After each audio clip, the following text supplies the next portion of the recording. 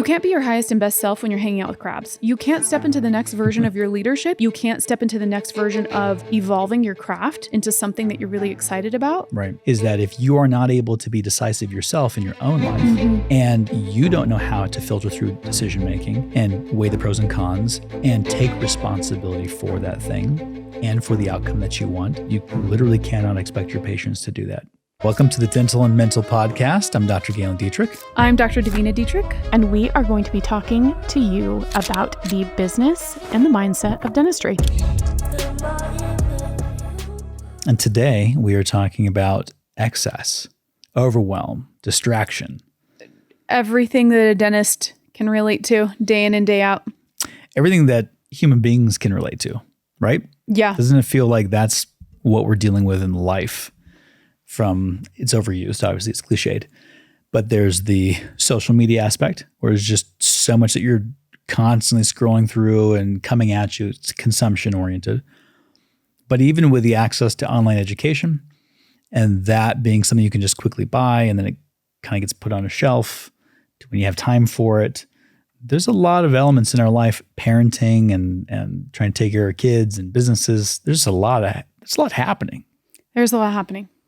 So where do we want to go today? How do we want to talk about this? So one of the places that I want to at least set the context is right now within Thrive, we are doing a free masterclass, the Atomic Masterclass, and we are talking about the necessary business principles, skill set, mindset, and data set that you really need to be able to operate a thriving practice. Mm-hmm. And one of the things that we talked about when we were building that is you can frame it from a way of, well, what's new, right? Dentists we all love what's new, what's changing. Novelty. Right? Yeah. We love that. It's exciting. And we want to be, I love the idea of keeping up on what's current. I like pop culture. I like what's current. I like knowing and understanding the lay of the land. Right. But in designing this, we really wanted to say that idea is not nearly as interesting as what does not change. What can you build a business on that does not change? And how can we go into more depth with things that stay the same?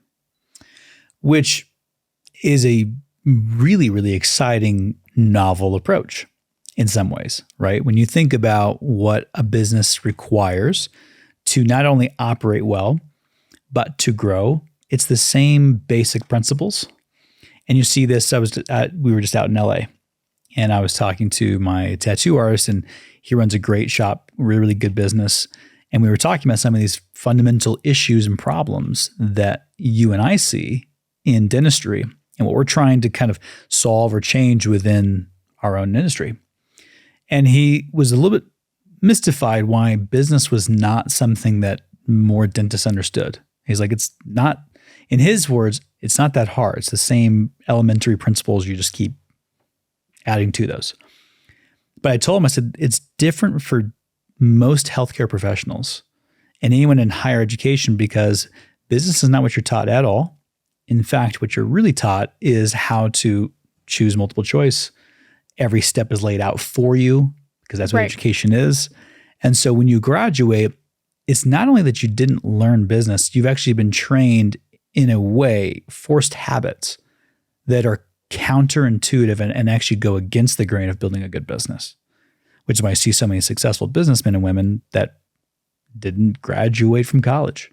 Right. Yeah, absolutely. I remember having this conversation with a person who acquires practices. Mm-hmm. And he said he has a real passion for dentists because, he acquires practices. He has his MBA. And he's like, this is the only profession where you have somebody walk into $1 million business without any training. He's like, even if somebody buys a sandwich shop, they get some business training, right? Like if you bought a franchise, like if you were to say, okay, I'm going to go buy Chick-fil-A would be like, let me show you how to run the Chick-fil-A. Right. But somehow we get out of dental school and people are like, good luck. Good luck. Let me know how that works out for you. Luck.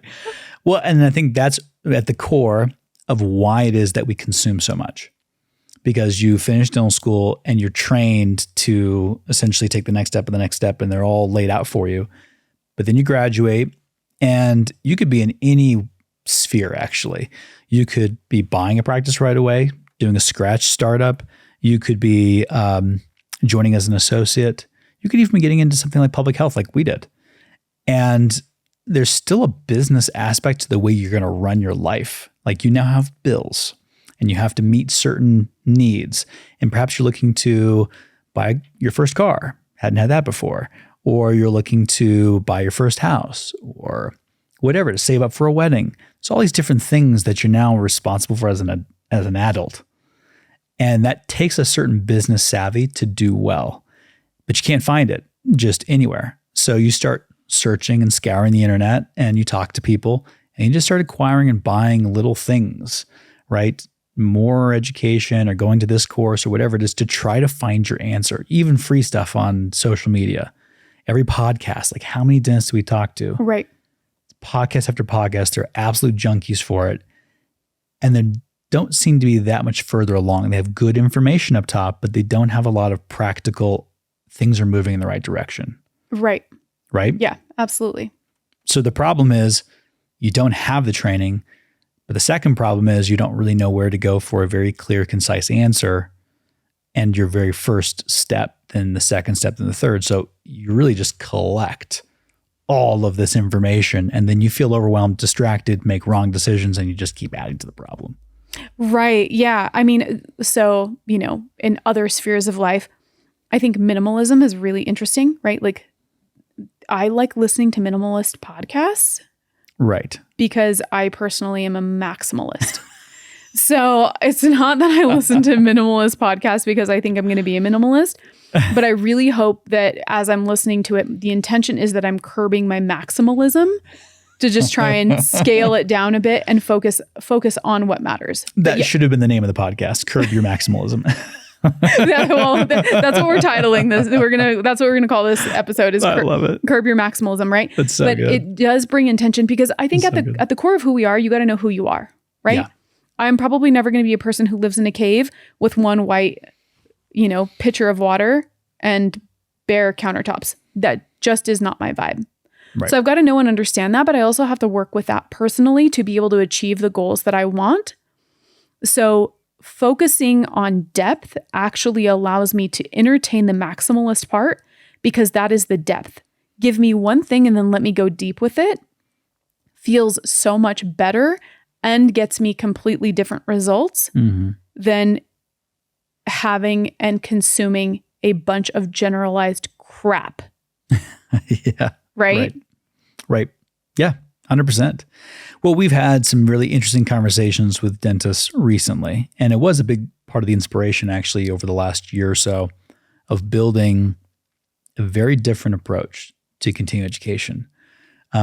Revolutionary, not in the sense that it hasn't been done before in other industries perhaps, or is such a brand new idea to the world, but it's revolutionary in that it's just not done. There's not a synthesized right up the mountain that allows for customization, allows for you to do what you want to do, maintain your autonomy in your life and in your practice and business. But there's not here are the core principles that do not change, right? Right. For all three things that matter the most to us, which is obviously we have a business one way or another. And it's the business that if you're paying bills and you're responsible financially for things, you have a business to a degree. There's definitely the aspect of your dentistry itself, the craft, and then understanding there's a whole human being behind all this. There's the things that we forget about. And that's usually the thing, don't you agree, that people will come and they'll want help where they think that's like, I want to do full arch dentistry, or I want to learn how to take great photographs. And they unpack it a little bit and it's like, actually there's some problems in my business and I don't really know how to do accounting well. And I don't really know how to incentivize my team. And then you really get to what they really, really want. And it's like life has been put on hold. Right. Right? The relationships that I want to have, that I want to pour into, my business has taken so much from me and I'm just waiting for the day that my business decides to give back to me. Yeah. Right. And that's the hardest part. Right. And I also think that, once we're willing to look at things, there's a switch that happens where you start to feel really empowered. And say more about them. Where you're like, okay, like I've had clients that they don't want to look at their numbers. it's easier to outproduce a problem or like, let me just work harder because that I can trust myself to do. I know how to do that. That I know how to do, right? Yeah. Dentists are incredible because they know how to work really hard. And so a lot of times I think that that's the default mentality is, well, if I don't understand the numbers, maybe I don't need to understand them. I will just outproduce them so that I can make them irrelevant. Right. And that eventually catches up because there's only so much work that you can pour into without your body and your mind really starting to feel the effects of that, right? Yeah. I know that feeling. You know that feeling. Yeah. We've all had that where you reach a breaking point. We all call it burnout, and it seems like it's stress induced. But well before that, you knew you had too much on your plate. Right.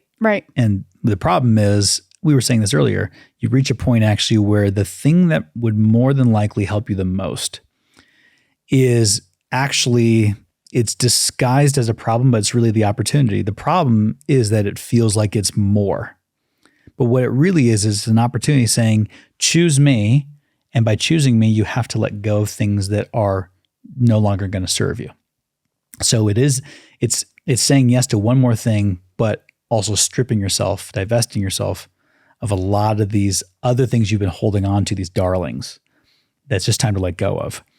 And that's a really painful experience until you've done it enough times. A great example of that would be if you're a dentist, you own your practice, and you have too many patients for just you. And so you think, okay, well, what I really have to do is I have to create some financial freedom. So you just take on more patients and fill my schedule and let's go. And you get to this burnout stage. And the thing that you're going to need in order to change that is probably to say, I'm going to produce more per hour by doing a different type of procedure, more comprehensive, more time with the patient, making my dollar per hour higher. But in order to do that, I need more time. Well, how do I get more time? Well, it means you're going to have to actually create that time by saying no to patients that only need single tooth, or pushing them out a little bit further in your schedule, or hiring an associate. See, it felt like more, but now you're actually giving yourself more time. And that's what's difficult for us mentally. 100%. So this is a huge aha for most people. But when I say it, you're going to be like, are you sure that sounds so stupid? Okay. Practice owners a lot of times do not realize they can run their practice the way they want. Yeah. They don't. And I know this from coaching dentists for the past decade, where they have a problem. And then I'm like, well, why don't you just do this? And they're like, can I do that? Right? It's permission. Can I schedule people out? If I have a hole in my schedule today, shouldn't I just say yes to letting them come in? Mm-hmm. It's your business. You can put them out 2 weeks, provided everybody listening, okay, that they are not an emergency patient. Like, don't even get me started on that, right? Right. Provided they're not an emergency patient, provided that they're stable. Which most of them are not. Right? Exactly. We can put them out a couple of weeks so that you can curate your day-to-day schedule to something that matches how you want your day to go. Mm-hmm. And a lot of people forget that they actually have the ability to do that. So giving them, to your point, the permission to say, it is your business, you get to run it the way you want, starts to open a lot of creative pathways to, oh, well, I could do things this way. I could charge things this way. I could curate an experience that looks like this. Mm-hmm. And that's when the magic really starts happening, and you get to have a completely different relationship with your business. Yes. Right? 100%. I love that. I love it because it also is cluing you into the fact that growth, we get confused. We think that more is growth and growth is more. But that's not really the definition of it. If you really unpack, another example, we had a dentist and they are now presented with more opportunities to share what it is that they do at a very high level with other dentists. They're getting a lot of people asking for that. Well, how do you create the time that's required in order to pour into those other dentists, whether paid or free, right? How do you do that? We need time, and you need creative time, which is a lot of time to think through those problems and how am I going to do it all? And so they're working with you on that right now, which is awesome, right? You're really kind of helping them structure that. But that process of saying, I need more time to be able to serve more people now, that bigger impact, It can look like more, but really what it is like I said earlier, it's how do I now restructure what I'm currently doing so that there's less that I'm responsible for on the lower end, more than I'm responsible on the higher end, and I'm getting paid at a higher level for that. So it substitutes and allows you to elevate your game. That's not necessarily something we think about because we, again, are not taught to think creatively, to think entrepreneurially, to think about scale. We don't think about any of those things as dentists. It's not taught to us. Right. And I think there's another component too, which is dentists are people, right? For the most part, you have to really enjoy people to go into this profession. Yeah. So another place where I see dentists really get hung up is they go where they're needed. And so any place that there's a need, they feel responsible to go and take care of that need. Why is that? What's going on mentally? It's just, it's I can help, right? There's that like, well, if I can help, I should. Right. The Jurassic Park, we asked, could we? We should have asked, should we? Yeah. If I can, I should, right? And everybody falls into this trap. Mm-hmm. You know, it's, hey, who wants to volunteer for this? And you're like, before you know it, it's not even something that you're good at or you want to do, but you're raising your hand. You're like, well, they need help. Right. And I technically could help, so I guess I should, right? We see this with patients. People need me. My staff needs me. My team needs me. This fundraiser needs me. I better say yes to all of the things. I'm involved in this community, right? So any place where there's a need, we start noticing ourselves raising our hands to help with that need. Right. That is the givingness. That's the human spirit. That's the part of dentists and practitioners that makes them absolutely spectacular. It's also the part of them where if we can start balancing, instead of going where you're needed, go where you're wanted. Those are not the same things. Right. Right? Those are not the same things. Do you think that sometimes where you're wanted also feels kind of like where you're not wanted? And I guess what I mean by that is there's a group of people, let's say, that are wanting you, but then there's a loud majority over here of people you've been taking care of, or a style that can get louder because they see you sort of going over here now, right? They almost want to pull you back, and it feels like you're wanted more over here. Do you see that with clients, or that? How would you describe that? Because think about the energetic difference between somebody needing you and somebody wanting you. Let's take a dating analogy in this. Yeah. Okay. Have you ever dated a needy person? Never. Right? You know what that feels like? Mm-hmm. Where it's like they kind of, like you feel responsible for their life. They're not a person that's like, for their happiness. Exactly. You feel responsible for their happiness. Right? They can't deal without you. It's like, well, my happiness is contingent upon you. I need you. What are we doing tonight? Because I need you to supply the plan, the fun, the energy, the vibe. That is very draining. Right. Now think about somebody who wants you. The want feels very different. The want is like, ooh, what can I do to entice you, impress you, excite you? I'm bringing the vibe because I want you to come and join my party. Yeah. Right? Right. One is really filling. One is exciting. The other one is actually really draining. Yeah. And that is the thing, is that we get these two energies mixed up.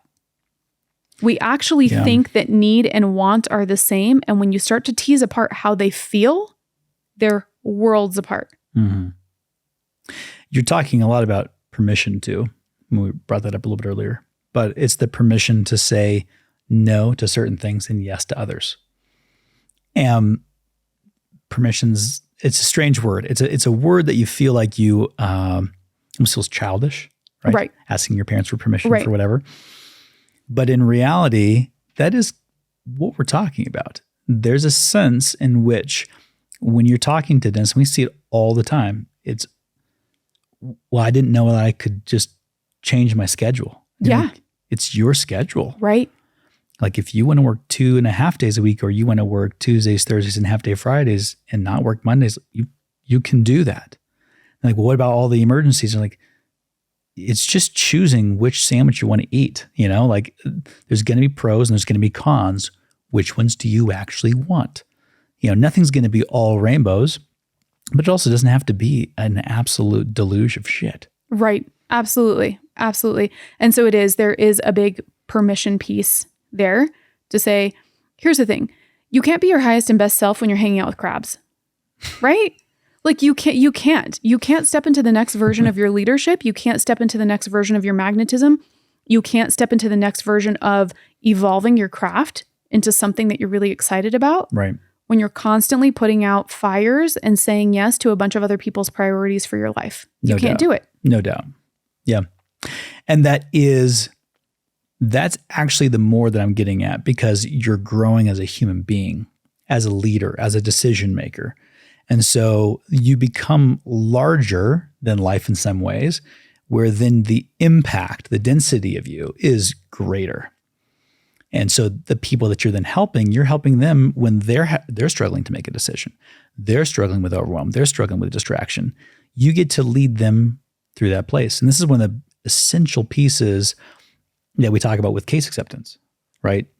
Is that if you are not able to be decisive yourself in your own life, and you don't know how to filter through decision-making and weigh the pros and cons and take responsibility for that thing and for the outcome that you want, you literally cannot expect your patients to do that. You can't. You can, but you're just wildly out of integrity. Right. You have to lead by being that kind of person. And what you'll find, and this is why we always say case acceptance is so much more mental and even spiritual and emotional than it is a what do I say? You'll know what to say once you are in alignment with those other things. You'll know what to say. Right. Absolutely. It actually becomes very easy. Autopilot. Right. Autopilot. Yep. And the people who can grab onto that and believe that, which is why credo is called credo, belief. It's once you have that, lights out. No one can stop you. Right. Right. And you're not attached to it either. No, which is a great energy, which makes people want to be around you. Yeah. And spend money with you. Back to our dating analogy. How many of the people did you want to date that were just like, please date me? I'm so desperate. And you're like, okay, sure. Everyone else has said no. Will you say yes? Right. Like I like relating this a lot back to dating because something everyone can understand. Right. Because in dating, you're like, yeah, I totally get that. That's that's off-putting. I would never do that. Right. But when we go into having interactions with other human beings, you're like, yeah, neediness seems totally normal. I would love to have that. Somebody that's out of integrity sounds great. Sign me up. Like you would not. Yeah. We'll bring this back to continuing education, which is, I think, one of the areas, and we'll talk about this in another podcast because I think you and I discussed this a little bit, but it's interesting what we're willing to pay for and what we're not willing to pay for. And we create this clutter of things that we're willing to pay for. And a lot of those decisions don't necessarily serve us. Yep. But then we feel beholden to making it a good investment. We have a really hard time letting go of money that we spent poorly or impetuously. And so what will happen is you'll say, oh, there's this great thing that's going to help me. And let's just, for the analogy's sake, say that it really would, right? Like this next course, what we're doing, it's really going to impact your life big time, super positive. But then you look at like the Rolodex of all the things on your shelf, all the stuff that you haven't gone through, all the courses that maybe you didn't quite like squeeze every last ounce of good out of. You feel like before I say yes to this new thing, I got to finish this over here. It's the responsible thing to do. Right. Talk a little bit about that, because I think that is where I know a lot about that, because I've been that person. It's like eating all the food on your plate. Do you really want to eat all the food on your plate? Or were you taught that you have to finish every last morsel off your plate? Yeah. Okay. So I'm going to tell you how I look at it for myself from a personal perspective. Yeah. I will get, this is the rule. This is the standard. I will get something out of everything I sign up for. Okay. That's the rule. That's the standard. Now, it does not mean that thing needs to be complete. It does not mean that I need to be the top of the class in that thing. It means that I will get a lesson that is going to move me forward no matter what. That's the rule. So if I'm in something, the lesson might not be what you think it is. It might not be what you came there for. So, for example, very early on in my coaching journey, I had hired a mentor, and I was like, it was the most money at that time we had ever invested in somebody. I was so excited about it. I got in it. It was not it. It was not it.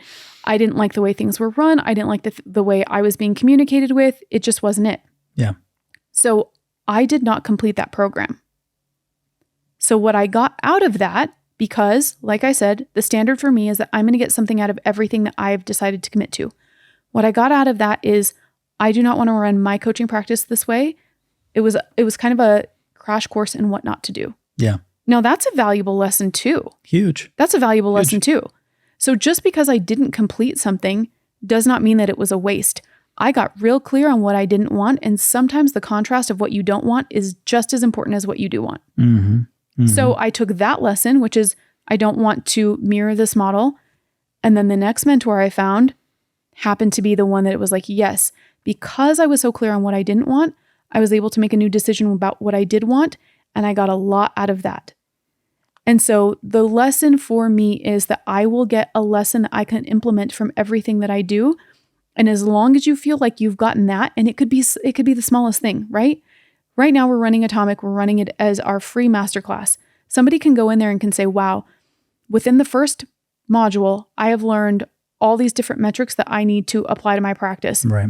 This is fantastic. I'm going to go start pulling some of these. I'm going to implement this system around how I get these numbers.